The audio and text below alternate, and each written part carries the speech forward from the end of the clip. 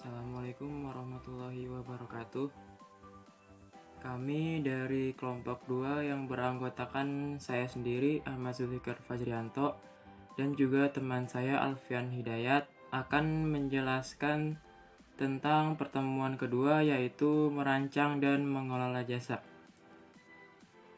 Berdasarkan pendapat Kotler dan Keller, terdapat 5 kategori dalam bauran jasa dan produk sebagai berikut antara lain. Yang pertama, produk fisik murni. Yang kedua, produk fisik berwujud dan jasa produk dasar. Yang ketiga, produk yang diinginkan. Yang keempat, produk tambahan. Yang kelima, barang potensial. Sifat-sifat dari produk jasa antara lain yaitu yang pertama, produk tak berfisik.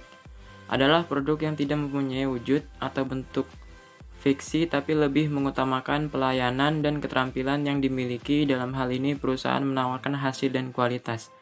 Yang kedua, tak terpisahkan. Layanan diproduksi dan dikonsumsi pada waktu bersamaan.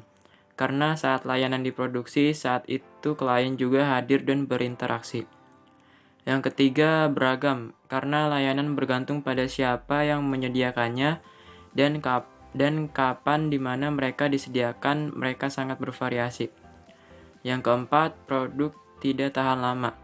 Beberapa dokter menagih pasien untuk janji temu yang terlewatkan karena nilai layanan hanya ada pada saat itu. Strategi pemasaran perusahaan jasa. Yang pertama, perubahan hubungan konsumen. Di masa lalu, perusahaan jasa menerima semua pelanggan, tetapi sekarang perusahaan jasa mengklasifikasikan pelanggan mereka berdasarkan tingkat keuntungan perusahaan. Yang kedua, community tingkat laba. Perusahaan harus memberikan pelayanan ekstra pada konsumen yang melakukan pembelian dalam jumlah besar dengan cara memberikan diskon khusus, promosi, dan layanan-layanan khusus. Yang ketiga, pemberdayaan pelanggan. Memberikan ruang bagi pelayanan keluhan pelanggan dan merespon dengan cepat setiap keluhan untuk mengatasi ketidakpuasan pelanggan melalui layanan internet. Yang keempat, co-production. Kembali mendesain dan mendefinisikan pemenuhan kebutuhan pelanggan dalam repeat order ulang. Selanjutnya yaitu cara dalam pengelolaan ekuitas merek. Di antaranya adalah yang pertama, penguatan merek, yaitu harus dikelola dengan baik karena merupakan suatu aset dari perusahaan jika ingin umurnya panjang. Yang kedua, revitalisasi merek. Untuk merevitalisasi sebuah merek, maka harus memahami sumber-sumber yang berhubungan dengan ekuitas merek.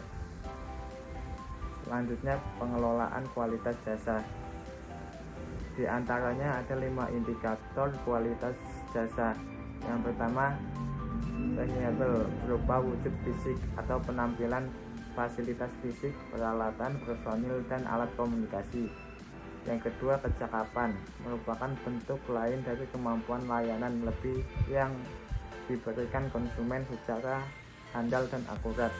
Yang ketiga, responsible atau cepat tanggap. Yang keempat, garansi, yaitu merupakan bentuk tanggung jawab perusahaan akan produk yang dijual belikan. Yang kelima, empati, yaitu bentuk perhatian dan kepedulian terhadap pelanggan. Selanjutnya, pengelola jasa pendukung produk. A.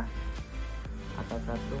Pengidentifikasi dan pemenuhan kebutuhan konsumen. Perusahaan hendaknya menetapkan kebutuhan konsumen dengan cermat dan teliti dalam mendesain dukungan program layanan terhadap pelanggan. Yang kedua, strategi jasa purna jual. Dalam memberikan layanan, sebagian besar perusahaan mengalami kemajuan melalui serangkaian tahapan. Produsen biasanya memulai dengan menjalankan departemen bagian dan layanan mereka sendiri. Sekian dari kelompok kami. Apabila ada banyak kesalahan dan kekurangan, mohon dimaklumi. Wassalamualaikum warahmatullahi wabarakatuh.